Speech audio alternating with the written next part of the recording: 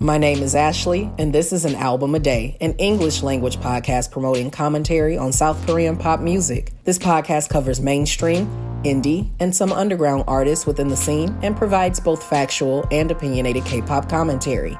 The biggest benefit to sharing my thoughts this way is that it will hopefully expose you to more great music and exploration of your own. In this episode, we return to the land of Apink after departing over a year ago for the show's hiatus. As previously shared, due to my desire to hear more music, Apink will be the final idol group in A3-Day podcast history to have individual episodes for each album. Let's continue the journey right after the drop. You're tuned into An Album a Day. Show start. Hey y'all. When we began Apink's discography in 2023, it was during the time of their 4th anniversary celebration. Towards the end of April last year, their label, IST Entertainment, announced that contract renewals resulted in only one member staying with the label. Now, despite the others departing the label, Apink would continue activities as a group, which is a common practice for many idol groups in recent years. Late 2011 was a busy time for Apink.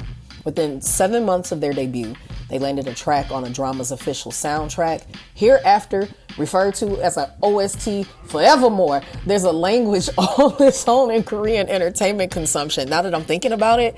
And I wanted to do a dictionary of some sorts on my podcast website, but that's time consuming. There's already websites and physical books that have done it too. What I need to do is an episode on A3-Day Sister Show to expound on this and make sure I've got key terms in the show notes. Always something to do. Where was I? Okay, yes. They landed an OST, recorded a reality TV show with boy band Infinite called Birth of a Family, and finalized today's album in the in-between. I know a thing or two about packed schedules, and I can certainly see this as a challenging time. Of course, they had their trainee days, but that's nothing compared to the pace of your debut year. You're working hard to establish your unique colors from the tens of dozens of other groups, and Apink had their heart set on making a strong impression. So, filming a reality show with a popular senior boy band, participating in a planned promotional one-day event that was a cafe experience with fans, auctioning off personal items, and gathering the proceeds from this event to give to a South Korean welfare organization, they were intentional about making an impact. Did I mention that Apink prepared and served the food and drinks at their cafe event too? It sounds like it was an unforgettable thing for their fans, but how was the music? Apink's second EP, Snow White. Snow White? No, it's not Snow White. Snow Pink. Let's just try that again. Apink's second EP, Snow Pink, was released November 21st, 2011. The album has 5 tracks and clocks in at just over 17 minutes of playtime. The album sold over 25,000 units and reached number 7 on the Gaon album chart. So for this review, we will be using the English title translations of the songs. Aesthetically, I like this album's cover more than their debuts, which came out 3 months prior to Snow Pink. The ladies are wearing white dresses with variable length tutu-like plumes, and the outfits are accented with black, blue, or white accessories and different sneakers and boots, allowing each member to express their personality. It looks soft yet playful, which is exactly what's conveyed in the production choices for the album. Track 1, He's My Baby. Lyrics and music by Hyo-woo.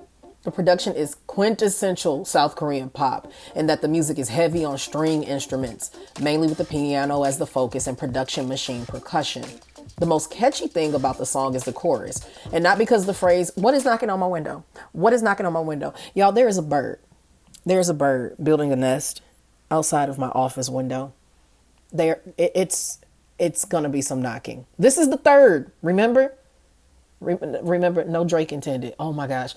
Remember that I said this would be the third episode that's going to be hot trash? This is it. What was I saying? I was talking about the percussions.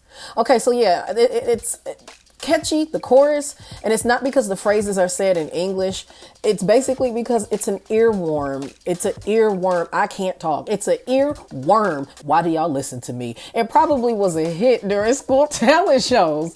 Second track is My, lyrics and music by Radio and Shinsadong Tiger. The late Shinsadong Tiger had a habit of making bona fide hits, and this was no exception. The music calls back to early hip-hop. Refreshingly, there is no rapping that takes place. Now, I do enjoy rap, but to hear a song in K-pop with a group that's not ballad-focused without rap was enjoyable. At most, Apink would intersperse some English delivery similar to the introduction to Sonashide's G. The dance break in My is so tame compared to what was coming down the road for some girl groups. I especially love the fact that regardless of if you knew who Apink was or not, you've definitely seen the outfits from this video used in social media posts or K-pop event promotional materials. Like, the staying power of the look is undefeated all these years later. Then we have our third track, Lyrics were by Shinsadong Tiger, and the music was by him and another gentleman by the name of Choi Kyu-sung. And this track sounds the most like it belongs in a video game, perhaps as an adventure background or something. It also, unfortunately, was the least memorable for me, despite the chorus being catchy. Then you have Like a Dream, the fourth track, lyrics and music done by the same person who did the opening track, He's My Baby. And it's pulling from the popular production style of Norwegian established production duo Stargate. You might not be familiar with the name, but you know the sound. The song is a true reflection of its time. That familiar boom, cat, and that guitar combo reminiscent of to the left, or Rihanna's Good Girl Gone Bad, or basically anything from 2006 until late 2011. It's basically that sound completely. And a random fact about that, the sound was kicked off with So Sick by American artist Neo, who went on to pen several hits with Stargate in this production sound. Like, once it gets easy, once it's in your head, you know exactly what I'm talking about. Final track was Prince, lyrics and music by Super Changdai. Never heard of them. Very excited to look them up and learn more. I enjoyed the vocal composition of this song quite a bit, and Apink were able to individually and collectively sound lovely. They used another Stargate type beat, but it doesn't overtake the song or its sweet lyrics. K-pop fans, on a scale of 1 to 5, with 5 being essential listening and 1 not worth mentioning, the A3-Day rating for Snow Pink is a 4. There were attempts made with trying different pop approaches, but it didn't feel as cohesive as the production or theme of their debut. The youthfulness is there, however, it hasn't aged well. Even the innocence of what they're singing about isn't similar to how crushes and young love is talked about now. I feel confident that it was a fun listen at the time of its release, nonetheless. As with the previous album, Snow Pink will likely be appreciated by those who seek older K-pop songs for retro musicality or nostalgic listening. Season 7 of An Album a Day, a review of every album in K-pop, is hosted by Ashley with media research provided by AJ. Special shout out to my Patreon supporters who keep my vision of becoming your favorite foreign Korean music historian, exploring all the industry from A to Z, a real thing. Check out this episode's show notes to connect with me on social media and learn more about becoming a sponsor on Patreon. Tell other K-pop fans you enjoy this podcast and let them know that I am a proud member of the Alive Podcast Network, where they can download the app and enjoy past and upcoming episodes on Apple and Android devices. Thank you for listening, and I'll catch you in the next episode. Bye, y'all.